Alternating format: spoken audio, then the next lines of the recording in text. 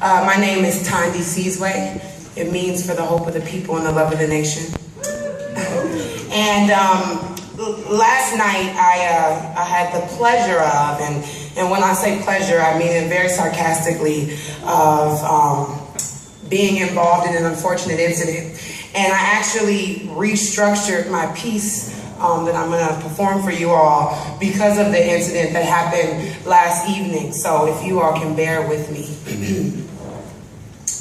The following is a true story. A Minneapolis police officer put a gun in my face last night. Maybe the power made him do it, yet it still wasn't right. I'm a civilian. You're a cop. And your first instinct is to bring your loaded gun to my face. This is our nation's fight. I thought to myself, this man could take my life. One shot, one bullet, glass shattered, skin pierced, heart punctured. Could have been the end. A cop kills a youth activist. The people yell, what a sin. I thought about Terrence Franklin with my nervous hands in their please don't shoot me stage. I wanted to shout and fill with rage, but I knew better. I was assaulted by someone who a lighter suburban 23-year-old may have trusted to protect and serve. Some ignorant people probably think any person killed by law enforcement got what they deserved. What a foolish statement. Seems like we've been getting what we deserve for many years. My people were forced to be Americans. Guns, shackles, fists, and tears, while slave masters drinking beers. A black man gets shot at the Fruitvale station. Man, no racist cares. But we all bear the burden of the world. We all bear the burden of the world's evils, whether we know it or not. To be the darker brother is definitely harder than being the privileged child that was not balked. Whether it's racism, capitalism, or the way we treat our beautiful earth, all humans are affected. And if it hasn't, it will hit you where it hurts. That's why the revolution is love. Though they think, that's why the revolution is love. Though they think we want to be angry soldiers, fighting for the wrong thing, fighting in the wrong ring. I think some call us communists. We come peacefully to fight for our rights. While the military jets are taking flight, preparing for an unpeaceful fight, man, what a horrible sight. I'm honored to be the darker brother. Even though it comes with many cons, they tell me to eat in the kitchen when company comes. I think to myself, why must I eat in the kitchen when company comes? I'm not just the darker brother, but I am the brother. Must I separate from family for an evening meal? Apartheid. See, the darker brother is the 99%.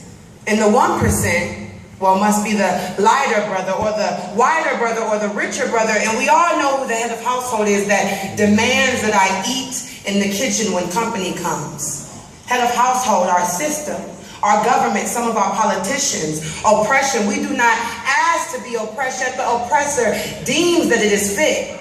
We think we've arrived because our schools are no longer segregated, because we have a brother for president, because George Zimmerman went to trial, even though as a people we've made much progress. This freedom cake is barely cut into. Here, why don't you have a slice and eat it all? I bet you eat it and feel real tall. You might think to yourself, man, I feel free. But how can you be free with just yourself, I, and not all of us united? We see, in order for us to be free, we must first learn what freedom is. Let's all begin to look into ourselves and know this isn't a test nor a quiz. They're kicking our butts. And some of us, we seem to be fine with just our cars and our cribs and our 9-to-5s, but I still see the pain in so many of my brothers and sisters' eyes. Wives, I hear them a lot. Cries you can't help to when you get maced just for being black downtown Minneapolis on a Sunday night and drive, which we seem as a people to sometimes lack. If we fought hard enough, we could all get this racist monkey off our back. We're under attack. And we have been for many, many years. They profile, they beat, they incarcerate, and they're the reason why some of our mothers are shedding many, many tears. This is criminal. Yet they're the ones that are locking us up.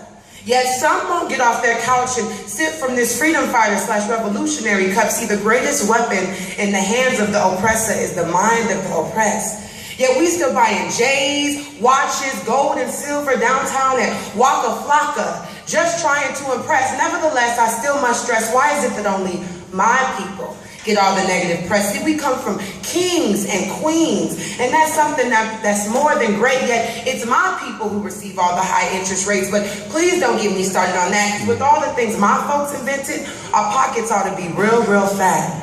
Instead, we're downtown getting hit with bats and judged because of our tax, and racism and capitalism is still alive and well, and that's just points out flat.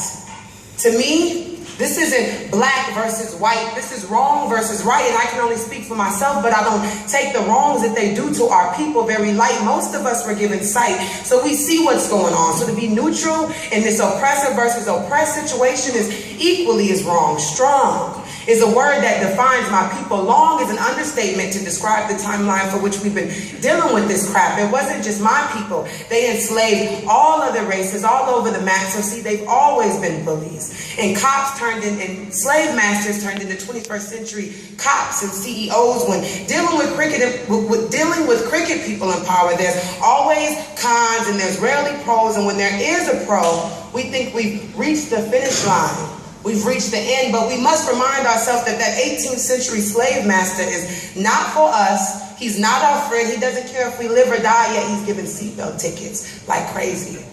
Click it or ticket.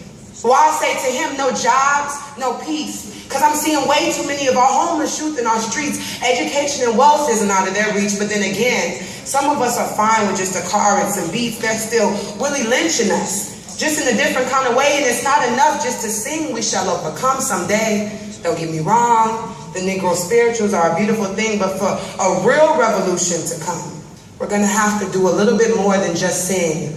Our ancestors did it with 10% of the resources that we have today. Harriet Tubman and Nat Turner would be going ham if they heard about the way Zimmerman did Trey. What I'm trying to say, y'all, is that we have to start fighting back and asking questions when they tell us to go eat in the kitchen. Because if we say nothing and we do nothing and we continue to let them hold us down, we can't get mad when they come in and try to run our town, because see, I am the darker brother. And they send me to eat in the kitchen when company comes. But I laugh and I eat well and I grow strong. Tomorrow, I'll be at the table when company comes, and nobody will dare say to me, eat in the kitchen then. Besides, they'll see how beautiful I am and be ashamed. I, too, am America. Thank you.